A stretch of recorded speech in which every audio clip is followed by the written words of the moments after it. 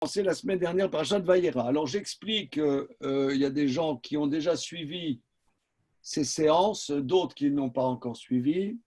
J'explique le principe.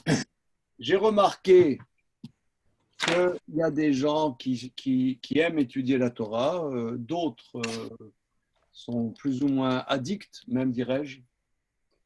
Mais ce qui m'a posé problème, c'est que j'ai remarqué que des gens très bien, des gens d'exception, pouvaient suivre des cours de Torah 1 an, 2 ans, 3 ans, 4 ans, 5 ans et ne pas savoir traduire les versets.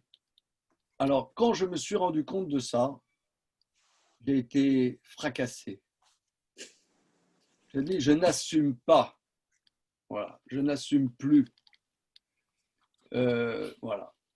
Et mon but est que, à terme, chacun et chacune d'entre vous, vous prenez des versets de la Torah et vous pouvez les traduire. Sans cours.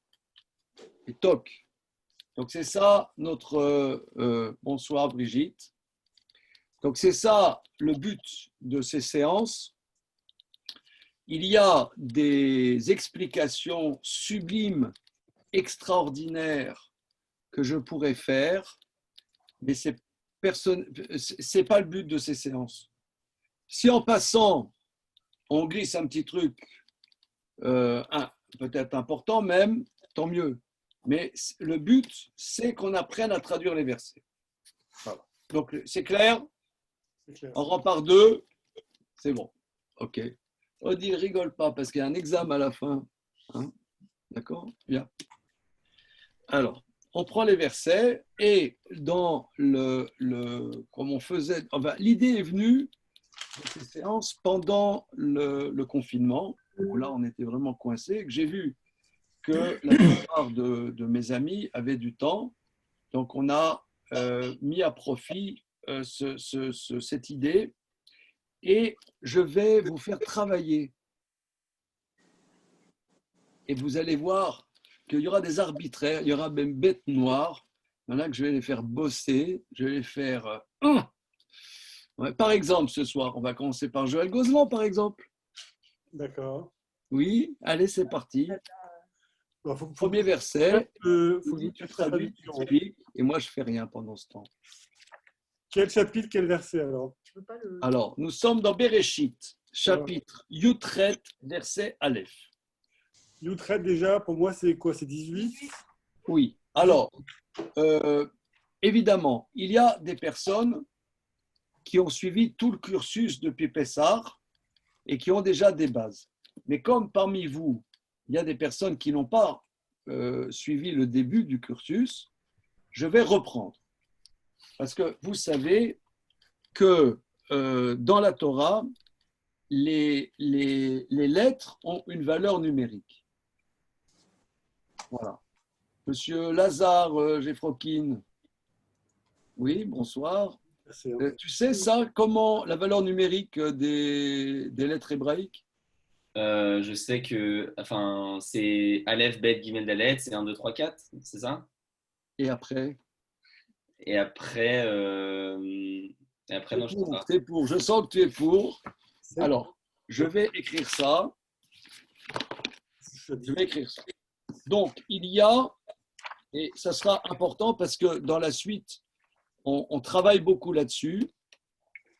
On travaille beaucoup là-dessus et ce sont des bases.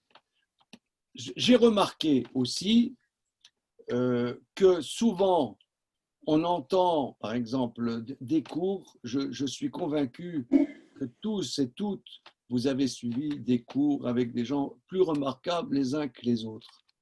Mais les choses basiques, souvent, on ne les sait pas. On ne sait pas. Donc là, c'est ce qu'on va essayer de faire. Alors, d'abord, Aleph, Bet, Gimel, Dalet et Vav, Zayin, Chet, Tet. Donc là, vous avez les premières lettres de Aleph jusqu'à Tet. Ça fait les unités. Allez, ça veut dire 1, 2, 3, 4, 5, 6, 7, 8, 9.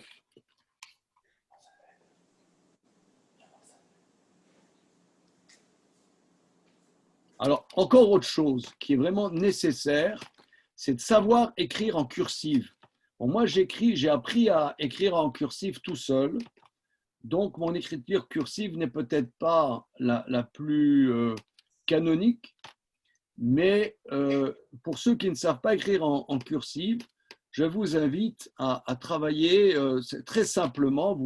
Sur Internet, sur Google, vous mettrez écriture hébraïque cursive et puis vous apprenez en 1 heure, vous savez écrire en cursive. Franchement, quelqu'un qui a un QI moyen, il arrive. OK. Donc, raison de plus, vous. Voilà, c'est ça. Alors, ça, c'est les unités. Ensuite, le Yud, on passe aux dizaines. Yud, Kaf, Lamed, Mem, Nun, Samer, Aïn, P, Sadik. Là, ce sont les dizaines. Ce sont les dizaines. Donc, tu as Yud, c'est 10, Kaf, c'est 20, Lamed, c'est 30, Mem, c'est 40, Nun, c'est 50, Samer, c'est 60, Aïn, c'est 70, P, c'est 80, Sadik, c'est 90. Maintenant, s'il vous plaît, si vous êtes graphologue, n'analysez pas mon écriture. Je vous demande, s'il vous plaît, passez sur l'analyse graphologique. OK. Donc maintenant, nous sommes à 90. Maintenant, on passe aux centaines. Ouf, Resh, Shin, Tav. Kouf, c'est 100, Resh, 200, Shin, 300, Tav, c'est 400. Alors, par exemple, dans le langage hébraïque, pour faire 800, on va faire comment? Vous pouvez mettre vos micros. 2 taves. 2 tav. Tav, c'est 800. Hein? D'accord? Chine? Non. Non. Pourquoi le taf tout seul, c'est combien? C'est 400? 400. Je l'écris, hein? J'écris. Alors, Yud, c'est 10, 20, 30, 40, 50, 60, 70, 80, 90. Kouf, 100. Resh, 200. 300. 400. D'accord? Voilà. Alors maintenant, on va faire avant de commencer notre sujet, hein, ça c'est les préambules. Avant de commencer notre sujet, quelle est la valeur numérique de Ruth? Par exemple, Ruth, c'est Resh, Vav, Tav. Donc, Resh, Vav, 206. Resh, Vav, Tav. 606. Ouais. Pourquoi 606? Ben, j'ai additionné les trois bêtement. Non, pas bêtement, tu as bien fait, ça fait 606. Mais est-ce qu'il y a un sens à ce 606? Ah. C'est le nombre de mitzvot qui se font. Oui, vas-y, Odile, dribble, vas-y. Quand il y a du 600, en général, ça sent les mitzvot à faire. On n'est pas loin des. Ça fait 606, mais quoi? C'est Il en celle manque. c'est celle, il en manque 14? Non. Non, il en manque. Il en manque 9? Non, 13. Ah, 7. raison. Regardez, après l'étude Non, des deux, on va faire une étude de maths, si vous voulez. On va faire un peu de maths. Bon, Ouais. il en manque 606, 613. Il en manque 7. Il en manque 7. Les 7, ce sont celles. Oui, très bien. Les 7, elle n'était pas juive, elle était ben voilà. Elle était soumise à 7 commandements. En Ah, devenant juive, ça a rajouté, elle, 606. Magnifique. C'est impec. Très beau, très Vous beau. voyez, Très beau. Oui, c'est égal 600. hein? Alors, on continue.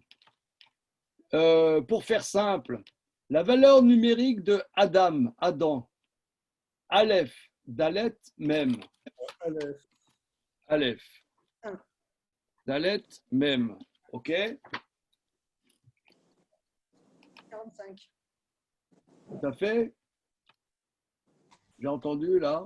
45? 45. 45, si on fait 40, je vous ai fait 40, c'était quoi? 40, c'était le même. Même. Et 5, 5, c'est he. et. Donc, Adam, valeur numérique, même et. Même et, ça veut dire quoi? Ma. La questionnement. Voilà.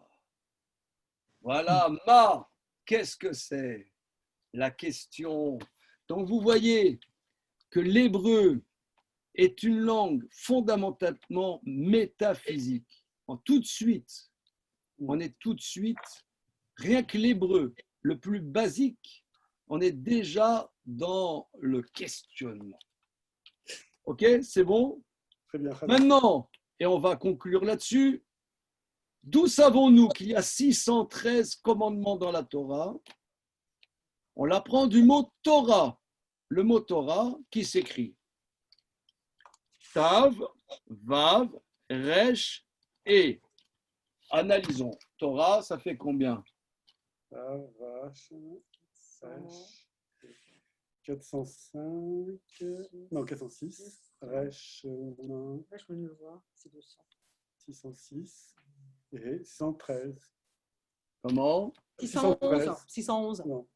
Oui. 611. Est-ce votre dernier mot? 611, ouais. Et plus vache, ça fait 11. 611. Ça fait 611. D'où savons-nous? D'où savons-nous qu'il y a 613 commandements dans la Torah? Parce que Torah, valeur numérique 611. C'est bien, non? Donc, il y en a deux intrinsèques au-delà de la Torah. Voilà. C'est-à-dire, le verset dit que Moïse nous a enseigné Torah, mais de Dieu, on a entendu les deux premiers commandements. Je suis l'Éternel, votre Dieu. Je suis l'Éternel, ton Dieu. Et deuxième, il n'y aura pas d'autre Dieu à ma face. Donc, 611 plus 2, qu'on a entendu directement de Dieu. De Moshe, on a entendu Torah. Plus les deux qu'on a entendus directement de Dieu, ça fait 613. Donc, vous voyez, c'est extrêmement important de connaître la valeur numérique parce que là maintenant, je vais vous dire, on prend le livre de Bereshit au chapitre Yutret. Yutret, ça fait 18. Voilà, c'est bon. Alors attention, pour la prochaine fois, donc c'est la prochaine fois, mardi, une seconde. Ouais, c'est bon la prochaine fois, ce sera Aseret Yemet Shuvah. Bien. C'est toute chose étudiée est censée être acquise. Et toc. Voilà. Donc, Lazare, tu vois, ça rigole pas, là. Hein. Là, c'est du lourd. C'est du lourd. Alors maintenant, ce étant, on y va. Joël, est-ce que tu peux nous lire le premier verset? Vayera Elav Hashem. Comment Vayera. Vayera. Vayera Elav Hashem. Be'elone Mamre. Ve'yoshev Petach Haoel. Kechom Hayom. Traduisons. Alors, Vayera, moi je reconnais le verbe voir. J'ai l'impression que c'est un vav conversif. Oui, Donc Yera, c'est plutôt le futur. oui. Donc il a vu, donc il est. Alors, Non, il verra. alors, non, c'est pas ça. Il est alors, vu. Non, mais d'abord le sujet. alors, Yera, c'est une forme, c'est-à-dire passive, réflexive. D'accord. Madame Felouz, vous aviez dit comment la semaine dernière? Techniquement, j'ai oublié. Vous pouvez mettre le micro. Oui, c'est ce que vous avez dit, réfléchie, passive. Voilà, réfléchis passive au futur avec le vav conversif. Alors, bon, il y a parmi la majorité d'entre vous ont suivi déjà le cursus depuis Pessah. Mais de manière générale, nous on étudie les versets de la Torah, les 5 livres de la Torah, en l'occurrence Bereshit. Dans le langage biblique, souvent le passé est exprimé par un futur avec un vav qui convertit le futur en passé. Pourquoi c'est comme ça? Je ne veux pas faire lourd pour mes amis qui ont déjà entendu 50 fois le sujet. Bon, peut-être on le reverra une fois, mais en tout cas, quoi qu'il en soit, Yera. C'est dommage de priver les autres. Comment? C'est dommage de priver les autres. L'explication est tellement belle. On réécoute.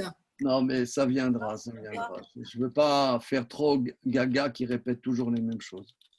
Alors, le Yera, ça veut dire il se fera voir. Vayera, il s'est fait voir. Il s'est fait voir. Elav, À lui, oui. Hachem, le sujet, j'imagine. Donc, Hachem est apparu à lui. Dieu est apparu à lui. Il est apparu à lui, hein. Béloné Mamré. Alors, Mamré, je sais que c'est une plaine. Donc, je devine que Béloné. Et moi, est-ce que, Joël, sauf ton respect, tu as une traduction à côté de toi? Non, mais je l'ai caché. Hein, je l'ai caché. Ah, d'accord. Ah oui. Sinon, c'est pas Non, marrant. surveille. Sinon, c'est pas marrant. Donc, Mamré, je sais que c'est une plaine. Donc, Éloné, je ne sais pas. Mamré, c'est Monsieur Mamré. Ah bon? Ah, c'est pas une plaine, Mamré? Non, Mamré, Ah. c'est Monsieur Mamré. Alors, Éloné, vous savez, il y a un prénom en Israël, israélien, c'est Alon. Alon, c'est un gland ou c'est un chêne. Et Éloné, c'est dans la chaînée de Monsieur Mamré. Donc Dieu s'est révélé à lui. C'est qui lui? C'est Abraham dont on a parlé juste avant dans les versets précédents. Et Abraham a fait la circoncision, il avait 99 ans. Et la tradition nous dit qu'on est 3 jours après la circoncision d'Abraham qui avait 99 ans. Donc Dieu, après la circoncision, se révèle à Abraham dans la chaînée de Mamré. Continuons. Donc, la chaînée, c'est là où les chênes y poussent, c'est ça? C'est un chêne. C'est une forêt de chênes. Ok. Ah, Mamré, c'est quelqu'un, je ne savais pas, d'accord. Veillou. C'est très important, Mamré, parce que Abraham avait des amis et Mamré fait partie des amis très proches d'Abraham. La séance mardi dernier, nous avons développé ça, mais je ne vais pas le reprendre. Vous, Yosef et Raoel. Et il se tenait ou était assis à l'entrée de la tente. Oui. Alors, je ne sais pas bien qui c'est. C'est Abraham. Ah, d'accord, ok. Kechom Ayom. Dans la chaleur de la journée? Voilà, dans la chaleur du jour. Voilà. Donc, Dieu se révèle à Abraham dans la propriété de Mamré et Abraham est assis à la porte de la tente. Ohel, c'est la tente. Entre parenthèses, puisqu'on était dans les valeurs numériques, quelle est la valeur numérique du mot Ohel? Aleph et Lamed. 35. Ouais, 30, non? 36. 35 ou 35, non? 36, non? Aleph et Lamed. 36. Ah, 36. C'est 36. On peut remarquer aussi que OL, c'est les mêmes lettres que Léa.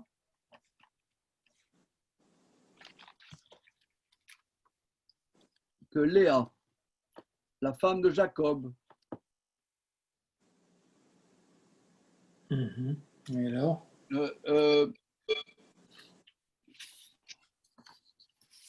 Je ne le savais pas, mais je l'ai appris le soir de mon mariage.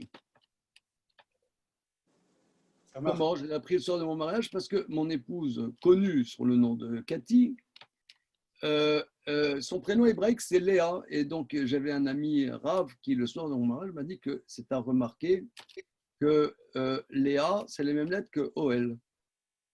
Donc, voilà. Donc, on voit l'attente.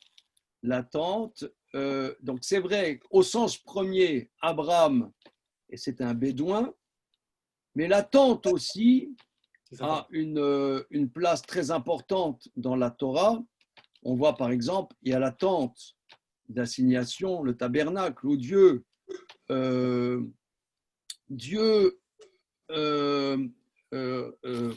révèle à Moïse dans la tente d'assignation.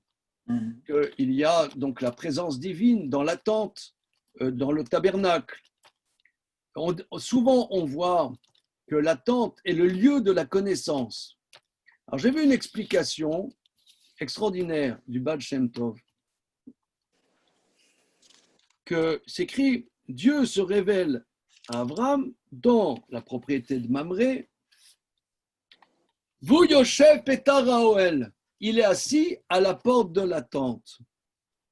Alors, le Baal Shem Tov, il dit que comment Dieu peut se révéler à Abraham? Comment Dieu peut se révéler à l'homme? Bon, ça, c'est une question internationale. Comment Dieu peut se révéler à l'homme? Mais dit, Abraham, il se percevait à la porte de la tente qu'il n'était pas rentré dans la connaissance. Il n'y connaissait rien dans la connaissance. Il se sentait au piquet de la connaissance. Et c'est là que Dieu se révèle à lui. Quelqu'un qui croit, qui comprend qu'il est dans l'attente, parce que l'attente est une dimension de la connaissance, Dieu ne se révèle pas à lui. Mais lui, il était à la porte de l'attente, Dieu s'est révélé à lui. Bon, mais concrètement, il y a plusieurs niveaux de lecture. Au niveau très simple, il est à la porte de l'attente. Et on se demande qu'est-ce qu'il fait à la porte de l'attente. Parce que là, la tradition nous dit, dans le traité Baba Metzia, qu'Abraham avait très mal. Parce qu'il était, après la circoncision, il n'était pas jeune. C'est quand même, d'ailleurs, il y a des pays qui interdisent, ils pensent à juste titre, la circoncision parce que c'est une mutilation, une scarification, somme toute. Alors, quand même, un monsieur de 99 ans, faire la circoncision, ce n'est pas de la tarte. Qu'est-ce qu'il devrait être plutôt allongé dans son lit? Qu'est-ce qu'il est à la porte de la tente? Surtout que le verset dit Chom, ça veut dire chaud, Ram, du jour. Il faisait extrêmement chaud. Qu'est-ce qu'il faisait? Et c'est là-dessus qu'on était arrivé dans l'étude la semaine dernière que Abraham souffrait pas tant de la circoncision qui cicatrise, qui est douloureuse, mais il souffrait qu'il n'y ait pas des invités. Il souffrait parce que Abraham, sa dimension, c'est recevoir des invités. Et il souffrait de ça, et il sortait de la tente pour voir s'il y avait des passants, des voyageurs. Parce que ce qu'on appelle en hébreu Achnasat Ochim. Achnasat Ochim. J'écris ça, je vais vous le montrer. Achnasat Ochim. Achnasat Ochim, faire rentrer des voyageurs. Faire rentrer des voyageurs chez soi. C'est un C'est Aleph. quoi? C'est quoi ta première lettre? C'est un hé? Un et. C'est un et. Arnasat Ochim, c'est on sait que l'hospitalité, c'est la dimension numéro 1 d'Abraham. L'hospitalité. Maintenant, l'hospitalité, c'est pas seulement faire un repas entre potes. Ouais, c'est sympa, un repas entre potes, mais c'est bien. Mais Arnasat Ochim, il y a des voyageurs, ils ne savent pas où aller, les recevoir chez soi, c'est ça, Arnasat Ochim. Or, lui, il souffrait de ne pas pouvoir faire Arnasat Ochim, et regardait à la porte de sa tente, est-ce qu'il y a des voyageurs? Mais Dieu, pour ne pas déranger Abraham, a fait une canicule impossible. Impossible. Tellement impossible que Dieu pensait, alors vous allez me dire que c'est Dieu pense, etc. Dieu pensait qu'Abraham, voyant que c'est impossible qu'à 40 degrés, il y ait des voyageurs, il rentre chez lui. Eh bien, que nenni, il restait à la porte de la tente. Alors, pour contenter Abraham, Dieu a envoyé les fameux trois anges, ces trois anges, pour qu'ils puissent, enfin il a envoyé, si on peut dire comme ça, trois extraterrestres, pour qu'Abraham puisse faire de l'hospitalité. Ok. Alors, on peut se poser la question, et nous allons nous poser la question, quel est le sens d'une... Parce qu'on apprend dans la Torah l'hospitalité d'Abraham de cette séquence ici, d'une hospitalité, somme toute, absurde. Parce que l'hospitalité, c'est aider des gens. Or là, aider des gens qui n'ont pas besoin de venir parce qu'ils sont bien dans les mondes supérieurs, ils arrivent sur Terre, des aliens, là, et on apprend de là l'hospitalité. C'est bizarre. Donc j'aimerais quand même, c'est vrai qu'on est un cours d'hébreu biblique, mais au sens simple, j'aimerais quand même qu'on donne une démarche. Donc je reprends, il est assis à la chaleur du jour. Voilà. Donc on va continuer le texte et on reprendra cette interrogation. Guy Mornioussef, s'il te plaît, le verset bête. Tu ouvres le micro, ça sera plus... Voilà, j'ai ouvert le micro. Baïssa. Lis tout le verset, après on traduit. Baïssa, Enav, Vaïra, Vayar. Vaïra, Vayar, pardon. J'explique. Peiné, Tu as un patar sur le vav, un oui. patar sur le yud. Entre parenthèses, vous connaissez le nom des voyelles. Antoine, notre sympathique candidat. Bien sûr, tout par cœur. Comment? Le patar, le kamatz, le cholam, le shuruk, c'est bon? Le shuruk, c'est bon. Il y a toujours un qui me gêne. Il y a le shuruk et le uruk. Kubutz. Quoi? C'est celui-là. Le kubutz. Le kubutz, pardon. À chaque fois, je le mets de côté. Non, Le chirik. On n'a pas dit là, nous allons sévir. Ça veut dire, là, nous allons faire que les choses soient claires. Gilles Benassin, c'est bon? Ouais, bien sûr. C'est bon le nom des voyelles? Ah, pas du tout, non. Ah, alors regardez, là vous m'avez... Non, franchement, on va sortir du tiers-monde. Vous êtes d'accord? Everybody, are you ready? Are you ready qu'on va sortir de l'ignorance? Non, parce que je sais, je vous connais, la plupart d'entre vous, je vous connais. Vous êtes super, vous êtes, comment dire, vous défiez les tests QI et tout ça. Je connais vos qualités. Mais il faut un moment savoir, vous allez à des cours, à des conférences sur le judaïsme, ça, vous avez une bibliothèque, chacun et chacune d'entre vous, complète avec tout ce qu'il faut.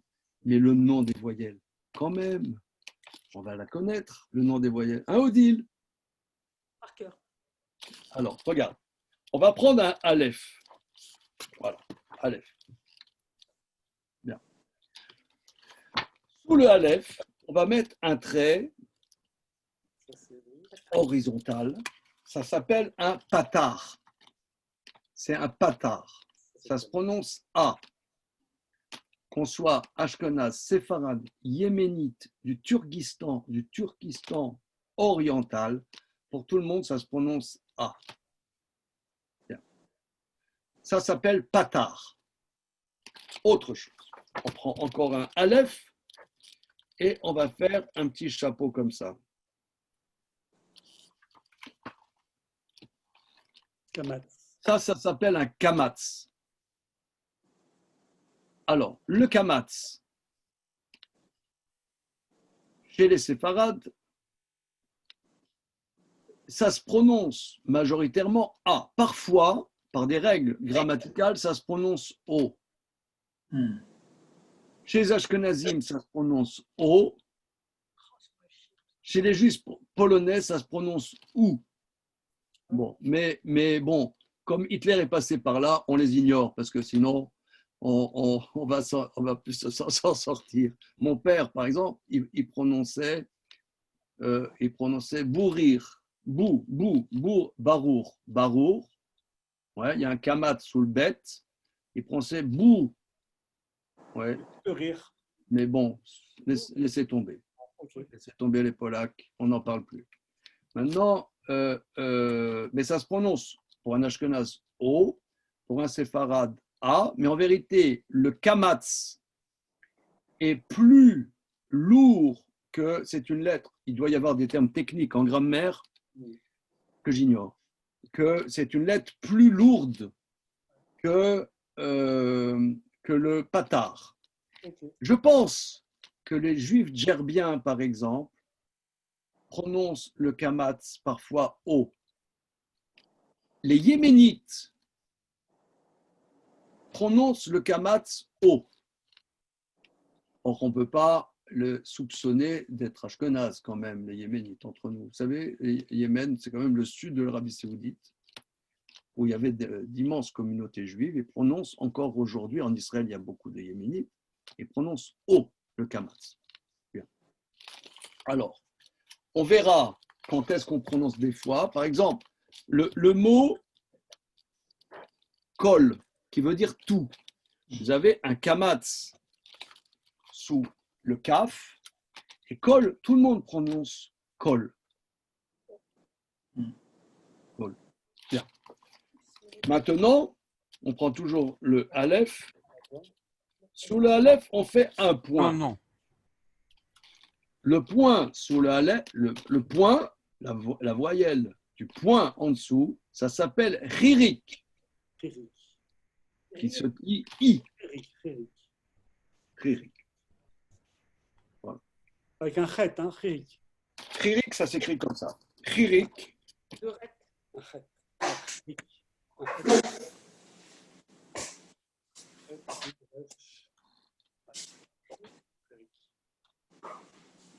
Alors c'est intéressant parce que ririk en hébreu, ça veut dire aussi insecte.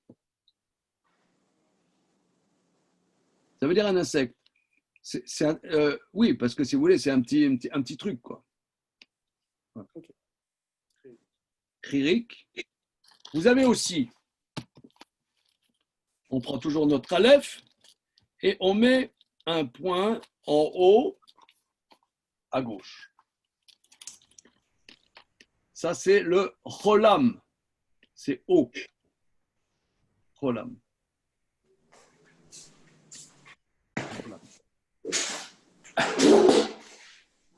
Bien. Le cholam, voilà. Et sous le aleph, on va faire aussi 3 points en diagonale. Ça s'appelle un kouboutz. Alors, pratiquement tout le monde prononce le kouboutz ou, sauf les juifs polonais, roumains qui prononcent le kouboutz i.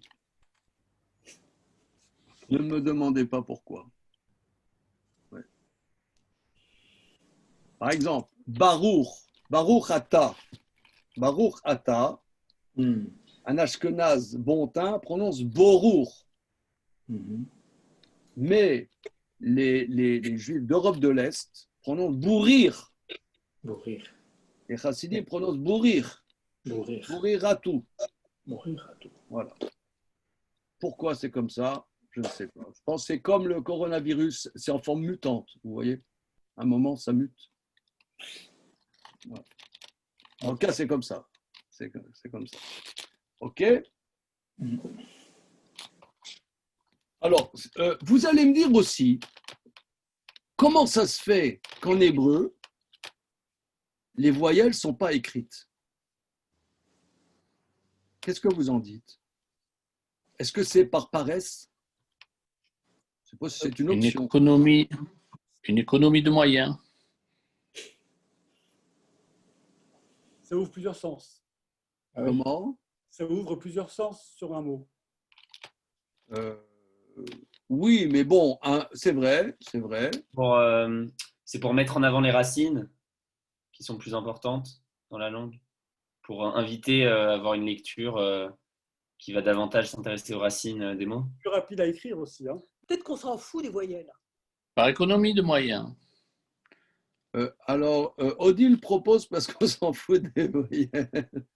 Mais d'accord, mais sans voyelles, si tu veux, sans voyelles, c'est comme si à table on te donnait les os du poulet sans la viande. Tu vois? Non, mais on dit. Ah, Non, mais je te dis ça parce que j'ai entendu. T'invites là, Il arrive vraiment t'invites, les il me voyelles. reste les os du poulet, je te donne les os du poulet et pas la viande. C'est un mot, tu ne peux pas le prononcer si tu n'as pas les voyelles. Non, mais on m'a dit que ces voyelles, c'était du pipeau. Que quand le Messie allait arriver, il allait tout envoyer balader. Et que ces voyelles, tout ça, c'était. Allez, Ah bon. La loi orale et que du coup, il n'y avait pas les voyelles à l'oral.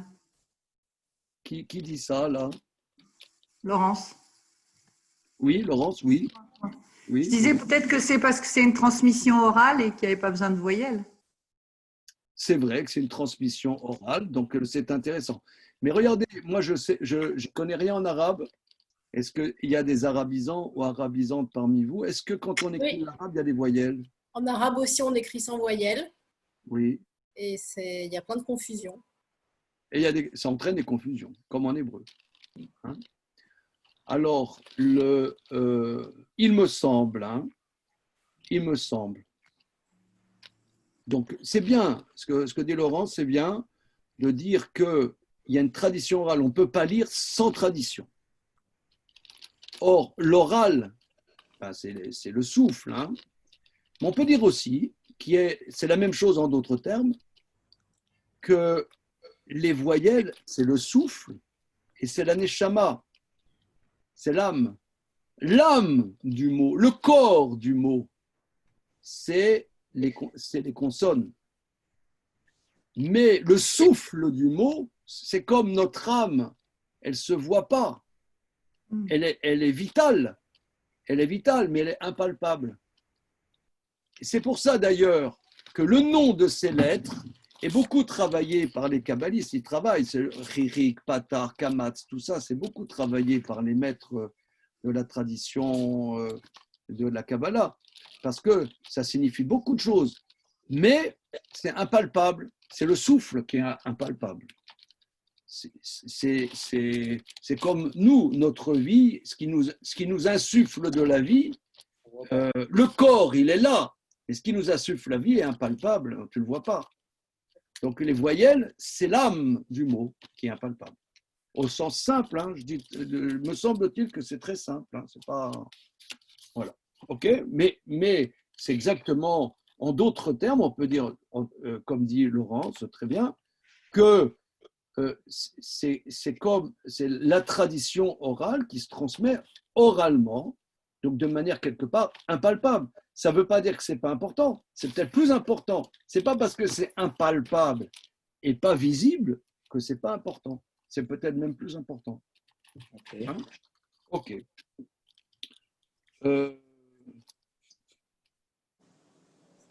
Bien. Je ne sais pas pourquoi on est parti dans ce délire là. Oui, Guy. C'était à cause de Vaya. Voilà. Ah oui, c'est ça. Alors, Bayard, oui. Alors maintenant, regardez, je reprends. Vaïsainav, Vayar. Alors, donc il y a Patar sous le Vav, Patar sous le Yud, et un Shva sous le Resh. Un shva. Le shva, c'est... alors, il y a shvanar et shvana. Il y a des shvas qui se prononcent, des shvas qui ne se prononcent pas. Le mot Là, d'après. en l'occurrence, il ne se prononce pas vayar, il ne se prononce pas. Ouais.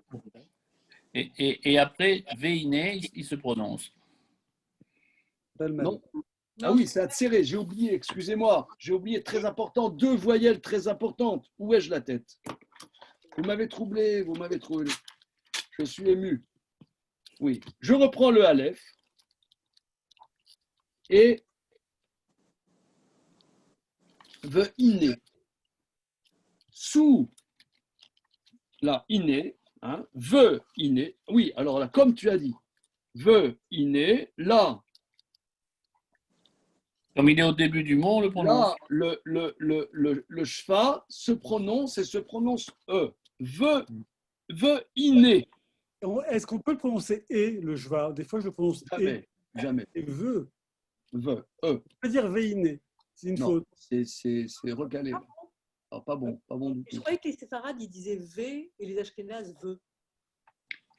Non, Ah ouais. non, non. On veut y aller. C'est incroyable. Non. Là, Si je ne m'abuse, c'est E, c'est international. Hein.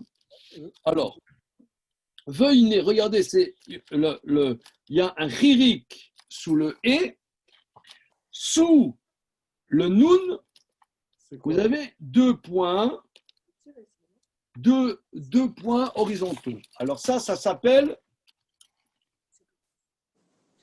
ça s'appelle le tséré. Le tséré, il y a 2 manières de dire et. Il y a le tséré et le ségol. Tséré, parfois vous avez sous une lettre, par exemple, je mets un nun, vous avez 3 points comme ça,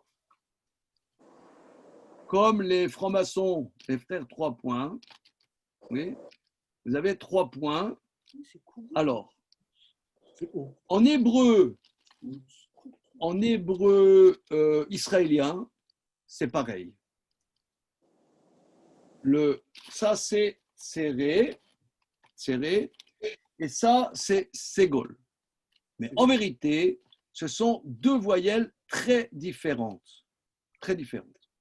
Le serré, c'est une lettre une voyelle qu'on appelle en français diphtonguée. Souvent, par exemple, il y a dans la manière de prononcer marocaine du terroir, des fois, le tséré, il prononce I. Il prononce I. Et des fois aussi, dans les prononciations non israéliennes, le tséré est proche du I. Les Ashkenazim prononcent le tséré Ei, Seiré.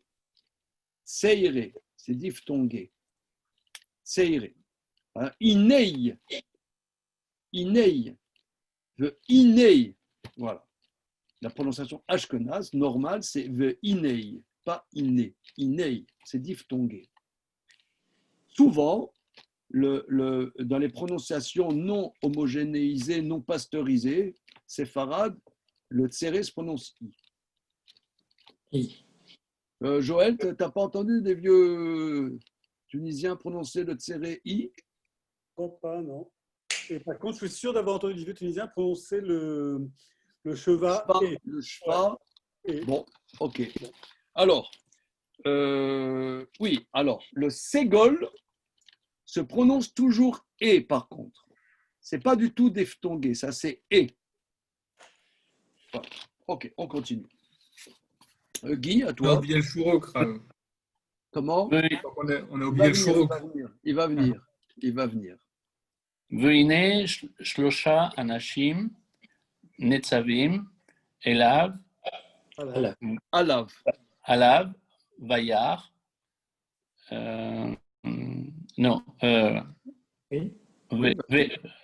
וירא, ורץ, Répète. Vayaratz. Vayaratz.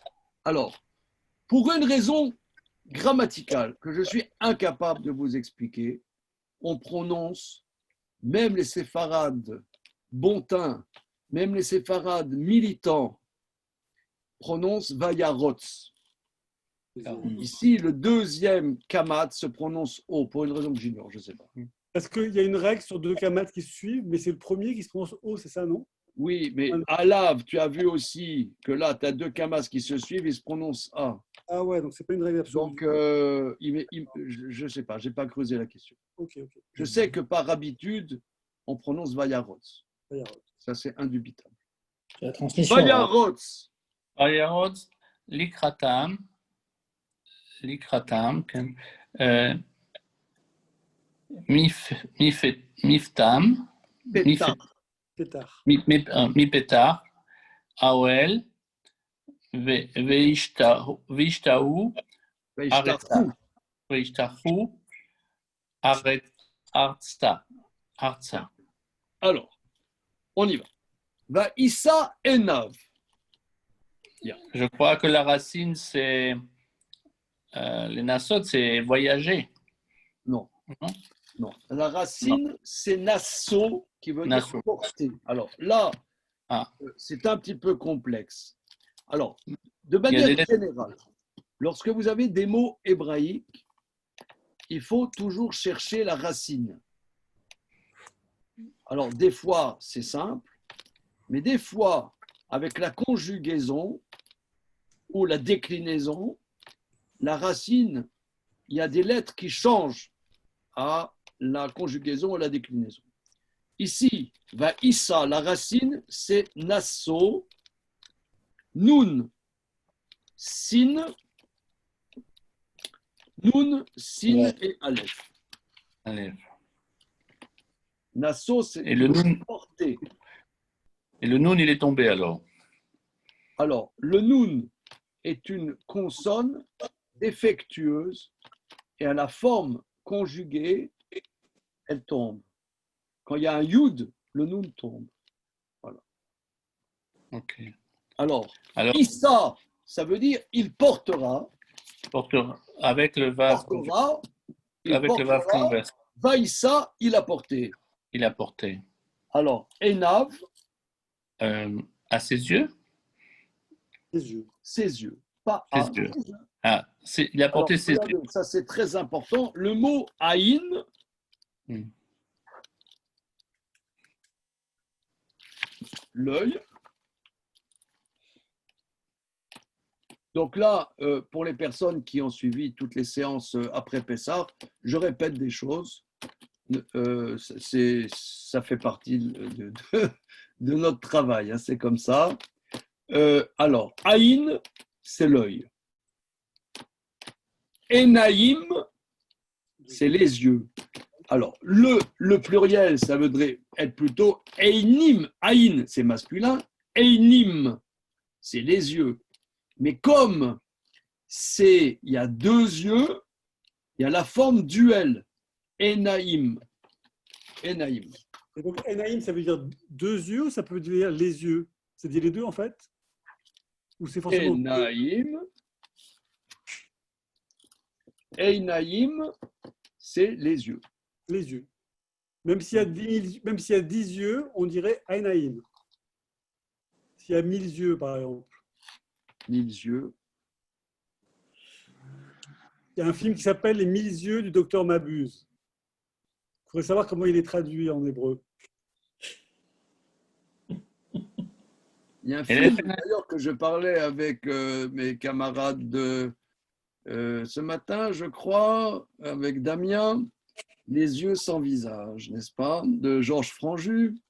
Alors là, c'est Enaïm parce que c'est deux yeux, il y avait deux yeux. Maintenant, toi, tu dis la colline aux yeux aussi, un autre film d'horreur. Et la colline a des yeux, mais ça, c'est aussi. La colline a des yeux. Là, il y a un film Il qui y a s'appelle beaucoup d'yeux, la colline. Les 1000 yeux du docteur Mabuse. D'accord. Alors ça, c'est une colle. Normalement, c'est Einim, alors. D'accord. Oui, c'est Einim, parce que là, il y a beaucoup. Enaïm, c'est la forme duel. Est-ce que vous savez, là, mes amis, qu'est-ce que c'est la forme duel? Vous comprenez qu'est-ce que ça veut dire, la forme duel? Non. Mais je crois qu'il y a une règle que tous les organes, ils sont écrits double comme ça. Ils sont... Même le nez? Non. Non, mais les organes qui vont par deux. Les organes qui sont par deux, ils sont Il y écrits a des langues, hein, il y a des langues, pas seulement l'hébreu. Il y a d'autres langues où ce qui va par deux a une comment dire, se décline. Une déclinaison duel. Duel, voilà. Une déclinaison duel. Que dire Voilà. Donc, alors, Aïn, le mot Aïn, il y a la lettre Aïn, n'est-ce pas? Aïn. Aïn, la valeur numérique de Aïn 70. 70, à l'aise. Voilà. Maintenant, le mot Aïn, qui est l'œil, veut dire aussi autre chose. La source. Qui c'est qui a dit la source? Audrey. Ah, d'accord. Oui, la source, comme on voit, Ein Gedi.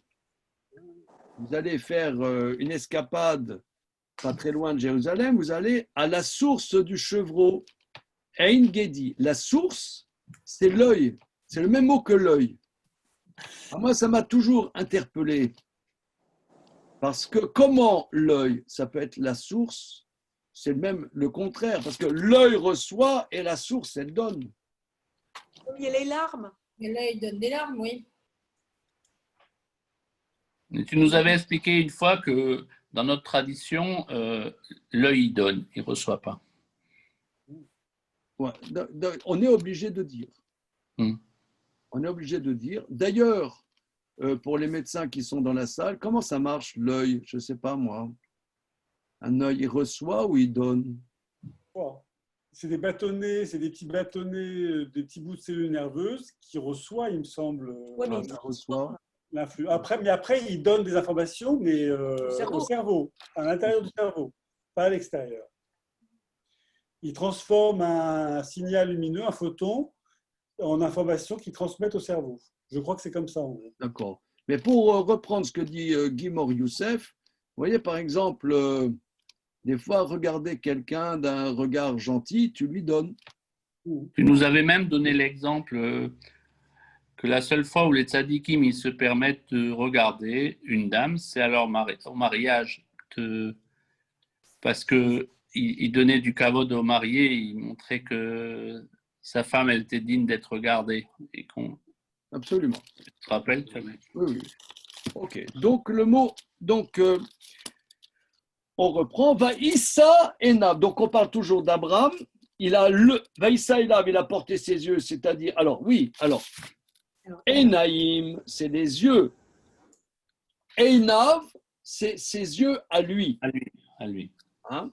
Donc, c'est donc là, c'est une déclinaison un petit peu complexe.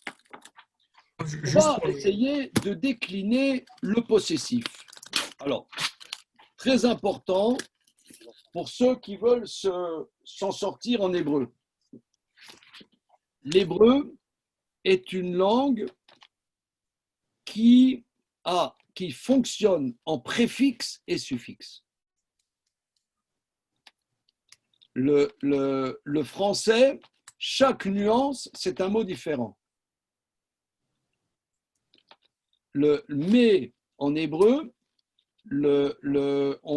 par exemple, prenons un exemple, on va dire par exemple,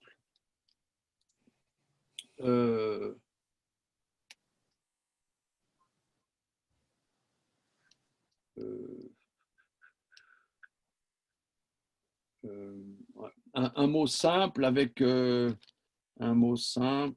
Oui, shulchan, par exemple. Shulchan, c'est la table. Hein? Shulchan.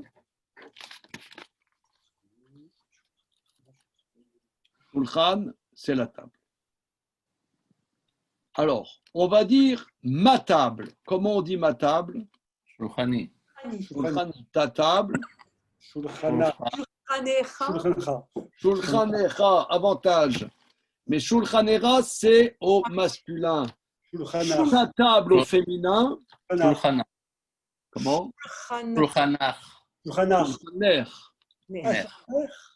Shulchaner. Sa table au masculin. Shulchanos. Shulchano, sa table à elle. Shulchana. Shulchana, notre table. Shulchanu. Nous. Shulchanenu. Shulchanenu. Votre Shulchanenu, votre table. Shulchalem. Shulchanchem au masculin, Shulchalem. au féminin. Shulchalem. Vos Shulchanechem. Shulchanchen, leur table au masculin.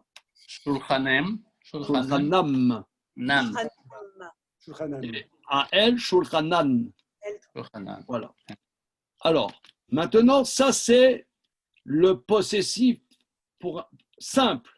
Mais là, nous sommes le possessif pour la forme duel. C'est un cran au-dessus, là. Alors, Enaïm, c'est les yeux. Einav, c'est ses yeux à lui. Mes yeux, c'est Enaï. Tes Wow. yeux, Einecha, Einecha. Tes yeux au féminin, on le voit tout le temps dans le cantique des cantiques, Enaïr.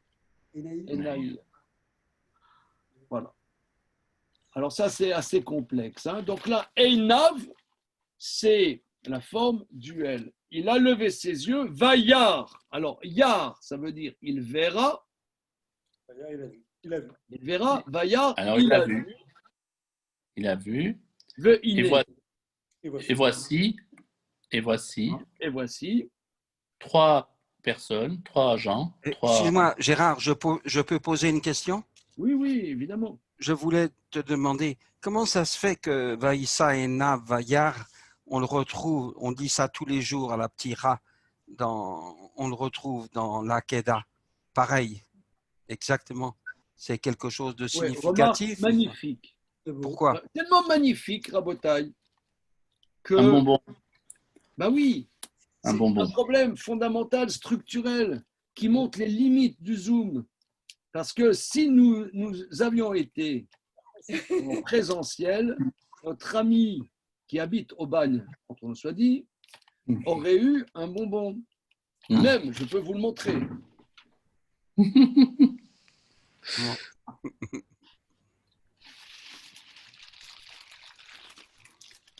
Ah non, Une fraise tagada. Waouh. Hein? Ben, tu me les envoies par Colissimo alors. Alors, mais, donc je reprends, et ta remarque est extrêmement importante, parce que dans la Akedat Yitzhak, dans le sacrifice d'Isaac, lorsque Dieu lui dit « Arrête, ne touche pas ton fils », il y a les mêmes mots, il lève ses yeux et il voit. On voit la même expression. Donc là, il doit y avoir quelque chose à creuser,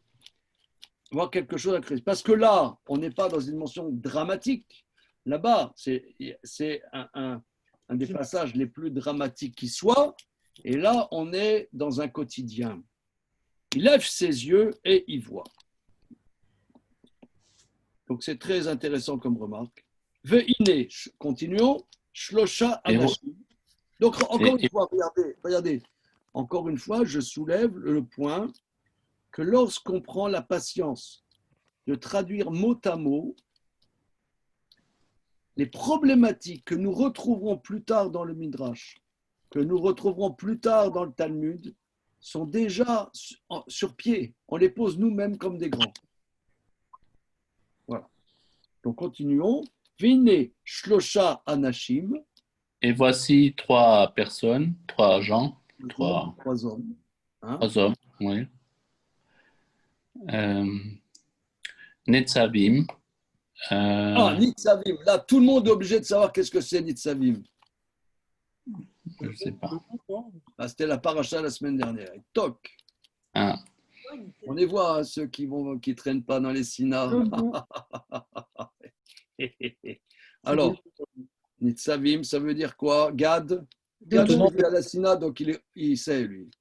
Debout, non, c'est se tenir. Se tenir. Se tenir. Dresser, oui. dressé. Le matin, quand on fait Shema Israël, dans la prière, on dit Hashem Elokechem Emet Veyatziv Venachon Vekayam, etc. Dans la prière, on dit.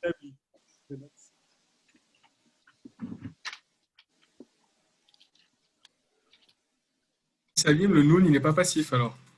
On dit Ani Hashem Elokechem Emet Veyatziv Venachon Vekayam Veyashar. Yatziv, ça veut dire droit, solide, dressé. Stable. Droit, solide, dressé. La Yud, non. Alors, Nitzav, sont dressés. Shlosha Nashim qui sont dressés, Alav. Devant lui. Attention, monsieur Guillemot Youssef, jusqu'à maintenant on était copains, mais là ça ne marche plus. Et là, vers lui. Sur lui, donc. Sur lui. Al, c'est la direction de lui, non? Al, c'est sûr. Non. Regarde. Ils sont au-dessus de lui, oui. Ils sont Voilà. au-dessus de lui. Al. Oui, c'est ma traduction. Al, ça veut dire au-dessus. Sur. El, Aleph Lamed, ça veut dire vers. Comme on voit, regardez, Vayera Elav, Dieu s'est révélé, Elav, vers lui. Il s'est révélé vers lui. Alav, c'est sur lui. Vaïssa Enav, il leva ses yeux, il a vu Veine Shlosha Anashim, 3 hommes. Alors, Anashim. Le singulier de Anashim, c'est Ish, l'homme. Ça, c'est une anomalie. Ish. C'est l'homme, Ish. Et là, il y a une certaine anomalie que le pluriel, c'est Anashim. Il y a un Nun. On aurait dit Ishim. Il y a un Anashim. Il doit y avoir une raison que j'ignore. Donc, c'est à creuser. Comment ça se fait que le pluriel de Ish, c'est Anashim? Et pour femme, c'est comment déjà Isha, le pluriel de femme? Isha, c'est le féminin, c'est une femme. Nashim. Nashim. Oui, il n'y a pas le. Alors, Et le pluriel de Enoch? Comment? Et le pluriel de Enoch? L'homme. Enoch, c'est un nom. C'est un nom propre. Enoch. Il va avoir un, comment dire, une hyperglycémie virtuelle, notre ami. Ça existe pour les médecins, une hyperglycémie numérique virtuelle. C'est très intéressant. Merci Jean-Louis. Très intéressant. Je reprends ce qu'il vient de dire. Ish, c'est le singulier.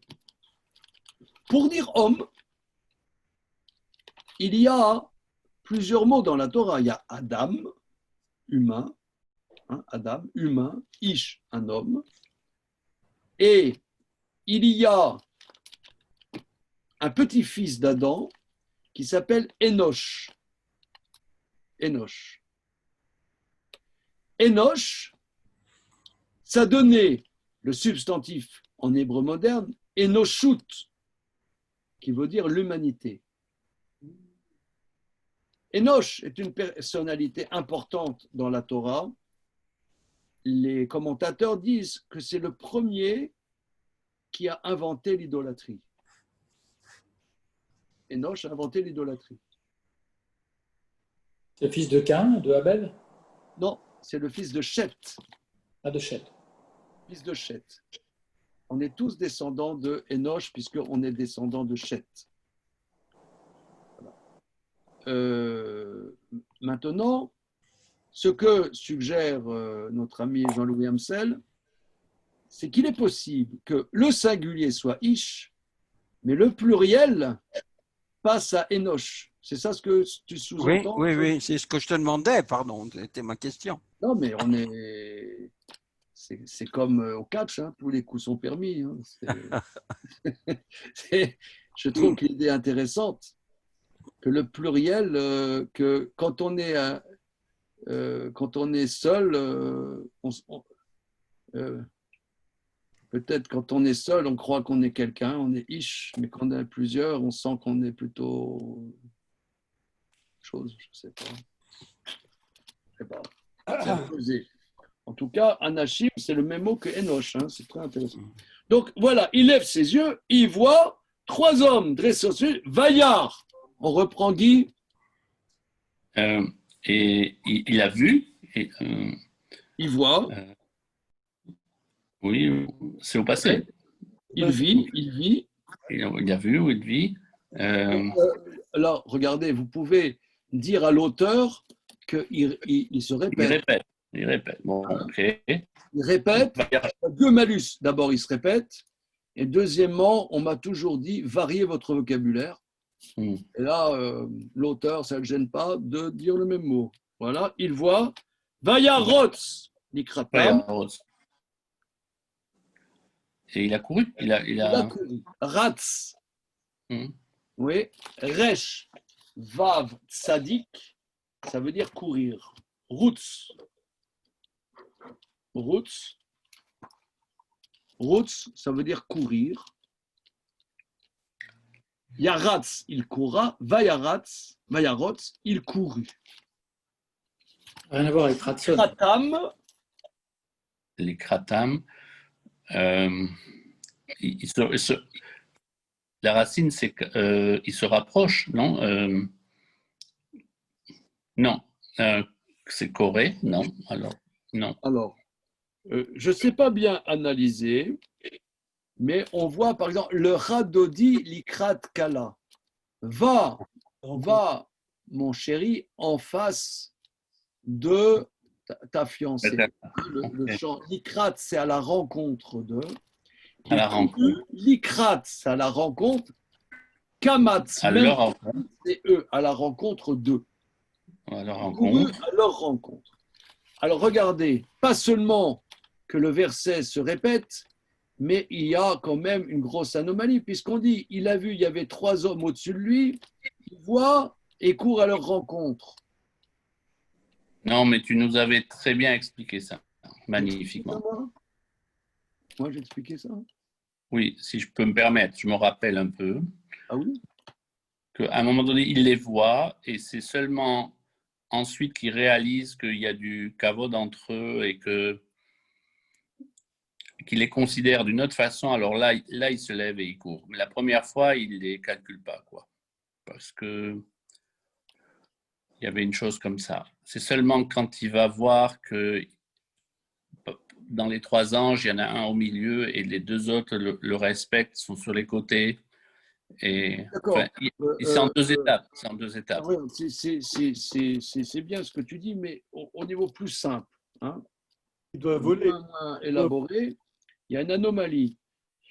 Il lève ses yeux. Donc il faut voir que Abraham, il est sur une chaise à la porte de la tente. Il fait extrêmement chaud. C'est pas qu'il fait chaud, c'est une canicule invraisemblable. La chaleur de la journée, le plus chaud possible imaginable. Et il voit 3 hommes au-dessus de lui. Donc il est là, peut-être il a piqué un petit roupillon quand même, tellement il fait chaud. Et toc, il voit 3 hommes au-dessus de lui, il regarde, il court à leur rencontre. S'il y a quelque chose au-dessus de moi, je n'ai pas besoin de courir à sa rencontre. Il se lève. Comment il se lève? Ou il leur parle, que sais-je? Qu'est-ce que ça veut dire? Il court à leur rencontre. L'empressement. Il y a un bug. C'est une image. Une image. Qui c'est qui veut une image? Je n'ai pas compris. C'est une image. Une image. C'est moi qui dis. Quoi? C'est moi qui dis ça. C'est qui, moi? C'est Gilles Benassin. Ah, Gilles, oui. Je dis que c'est une image. Ils courent à leur rencontre. Ça veut dire. Une image pour dire quoi? Et pour dire qu'il est enthousiaste. Empressé. Ah. Empressé. Mais oui. Alors, Rashi rapporte le Midrash, dit que ils arrivent, ces hommes, on ne sait pas qui c'est, hein, c'est des hommes, et c'est des hommes, et ils étaient vraiment à côté d'Abraham. Mais voyant qu'Abraham se tordait de douleur, parce qu'il avait mal, ils se sont éloignés. Voilà. Et là, il a couru. C'est pour ça que c'est écrit 2 fois, il a vu. Il a vu que c'est au-dessus. Et tant qu'après il voit, il court. Donc ils ne sont pas à côté. Et il court. Et là,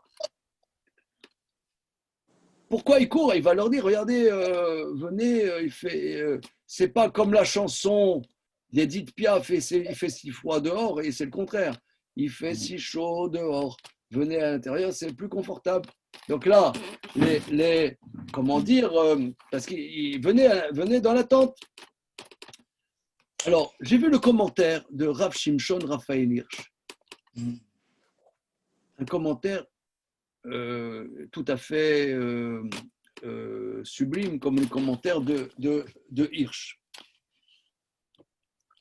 Abraham avait un gros problème que nous avons un peu soulevé la semaine dernière, c'est que faire la circoncision était un drame pour Abraham. Parce qu'il va dire, après les gens vont dire que je me sens supérieur au reste de l'humanité par le fait que je me distingue par l'alliance avec Dieu et que quelque part, je me sépare du reste de l'humanité. Or, Abraham, sa dimension était la dimension de s'occuper des gens, d'enseigner aux gens, d'aller vers les gens. Et là, il avait extrêmement peur que par la circoncision, les gens le boudent, le montent du doigt en disant ouais, qu'est-ce qu'il a celui-là, etc. Et qui s'occupe en vérité que de ceux qui sont circoncis. Remarque, Hirsch, qu'au moment il vient d'avoir la circoncision, eh bien, il va s'occuper de gens qui ne savent même pas qui c'est. Il voit Anashim. Le mot Anashim est un terme assez élogieux. Donc, il a vu, comme vient de dire Guimor Youssef, sûrement que ces hommes avaient quand même, il paraissait qu'ils avaient une certaine classe. Anashim, c'est un terme assez beau. Donc, il a vu qu'ils avaient quelque chose. Mais il n'y avait que la famille abrahamique et ses élèves qui étaient dans l'alliance. Or là, on voit que malade à cet ordre, il va s'occuper de gens qui ne sont pas dans l'alliance. Donc ça, et c'est de là qu'on apprend, on va apprendre à recevoir des visiteurs. Or, les visiteurs qu'il reçoit sont des visiteurs qui ne sont pas dans l'alliance. Et malade, il va s'occuper d'eux. Cette remarque, me semble-t-il, elle est au niveau simple des versets, très importante. Pour la question maintenant qui revient du départ de notre étude, on va apprendre à s'occuper des voyageurs, Arnasatorkim, l'hospitalité de ce passage. Qu'est-ce qu'il y avait que Abraham, certes, il avait mal, certes, ça commençait à cicatriser, ça faisait très mal, mais qu'est-ce qui le torturait plus que c'était une torture pour lui de s'occuper de voyageurs? Qu'est-ce qu'il travaille là? Ça, c'est une question.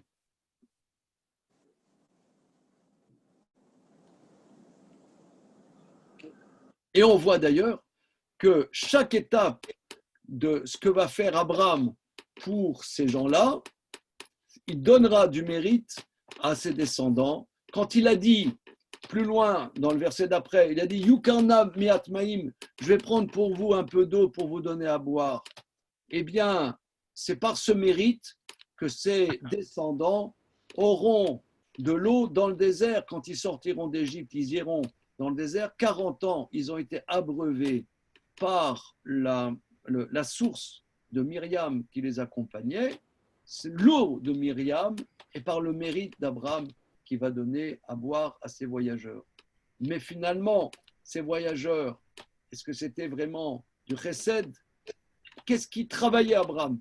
Pourquoi Abraham, il a couru là, il a mal, il se tord de douleur et il court pour s'occuper. Qu'est-ce qu'il a à courir pour s'occuper de ces gens? Quel est le problème? Si on reprend l'explication que vous avez donnée sur sur sa préoccupation quand il a cette mitzvah de faire la Brit Mila. Il a peur de créer des scissions. En fait, c'est une façon de montrer, ben non, c'est pas parce que j'ai la Brit Mila que je suis plus avec vous, que vous êtes plus mes invités, que vous êtes plus... Parce que lui, il craignait ça, il craignait de créer un conflit, quoi. Une barrière. Hein. Mais il n'y a personne puisqu'il y a une canicule. Une canicule hors pair. Il n'y a personne. Bon, il n'y a personne, on rentre à la maison et je vais regarder Torah Box. Mais c'est un peu l'enjeu de toute la structure du monde, non? Ça veut dire qu'Abraham, il est sur une vision que la structure du monde, elle est dans le don vers l'autre. Je ne sais pas si c'est que le chesed, mais donc c'est-à-dire que l'enjeu qui est le sien, c'est de continuer même face à cette épreuve, à toujours se focaliser sur la structure interne du monde. C'est la réalité entière qui est en jeu, en fait. À chaque instant pour lui. Très bien, Razak. Si tu étais en truc, je t'aurais donné une fraise tagada. C'est rare. Voilà, c'est-à-dire qu'au sens simple du passage, il faut dire ce que tu dis, Antoine, c'est très bien, j'avais presque rien à rajouter, que Abraham, pour lui, si on n'est pas dans la dynamique du don, il n'y a pas d'existence. C'est magnifique. Il n'y a pas d'existence. Ça veut dire que la structure du monde, que le verset dit, Olam chesed et bani. Le monde est construit sur la générosité. Ça veut dire le don n'est pas un surplus. Je prends un exemple, je ne sais pas, les jeunes parmi nous ne savent pas qui c'est. Il y avait à l'époque, il y avait Marcel Blochstein Blanchet. Lazare, tu sais, tu as entendu parler? Le patron de Publicis. Publicis, grande agence de pub, qui longtemps était la plus grande agence de publicité, un des créateurs de la publicité moderne. C'était un juif qui est décédé maintenant, qui s'appelait Marcel Blochstein. Mais comme il était dans la résistance, quand il était résistant, je crois qu'il a changé son nom en Blanchet. Il a gardé après Blochstein Blanchet. Entre parenthèses, Elisabeth Badinter, la philosophe, c'est la fille de Marcel Blochstein Blanchet. Et alors, bon, c'était un Wunderman, un type qui réussissait énormément dans les affaires, dans la publicité. Et une fois, j'ai lu une interview, parce qu'il venait d'Ukraine, je crois, et il y a un interview qui disait, Monsieur Marcel Blochstein-Blanchet, quel est le secret de votre réussite? Il dit, ma mère disait toujours, il faut toujours donner. Il faut toujours donner, c'est un grand donateur. Mais être un donateur, quand quelqu'un il a de l'argent, être un donateur, ce n'est pas une vertu, c'est structurel. C'est-à-dire donner, c'est structurel. Je prends un exemple. Maïmonide, au début des lois relatives à l'étude de la Torah, il dit qu'il y a une mitzvah d'étudier la Torah. D'où apprenons-nous, de quel verset apprend-on qu'il y a une mitzvah d'étudier la Torah? C'est écrit, Peshinamtam levanecha, tu les enseigneras ces paroles de Torah à tes fils. En Maïmonide, 0 sur 20. Maïmonide, recalé. On veut savoir, est-ce qu'il y a une mitzvah d'étudier la Torah? Dis-nous d'un verset de la Torah, la source textuelle qu'il y a une mitzvah d'étudier, qu'il y a une mitzvah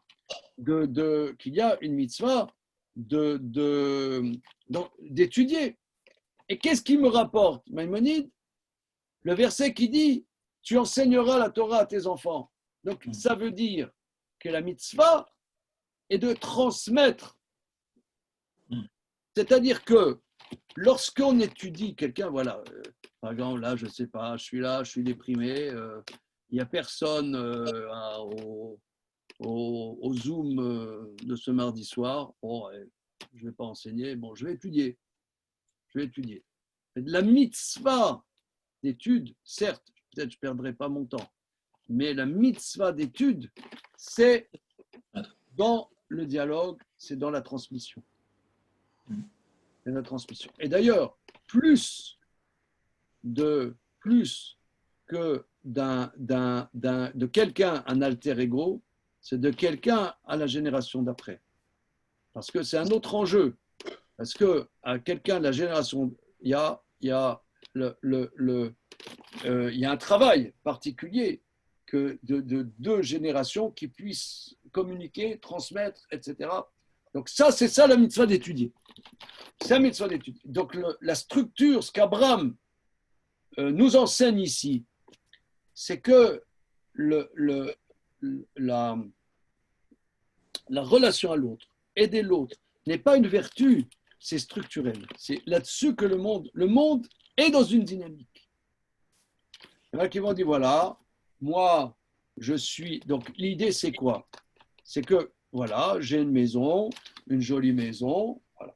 Bon, ma maison, c'est sûr que je ne peux pas vivre en confinement tout le temps. Il faut un contact social, une relation avec les autres, parfois même recevoir des gens à la maison, pas seulement aller au resto, recevoir des gens à la maison, l'hospitalité. Eh bien, Abraham nous dit sa vision, que ce passage nous enseigne, non, ce n'est pas ça du tout. Ta maison, elle est là pour que d'autres personnes puissent vivre aussi à l'intérieur de ta maison. Que tu puisses recevoir dans ton univers qu'il y ait une disponibilité telle que d'autres puissent se construire, vivre à l'intérieur de ta maison. C'est structurel. C'est une dimension structurelle. C'est structurel, ce n'est pas une vertu.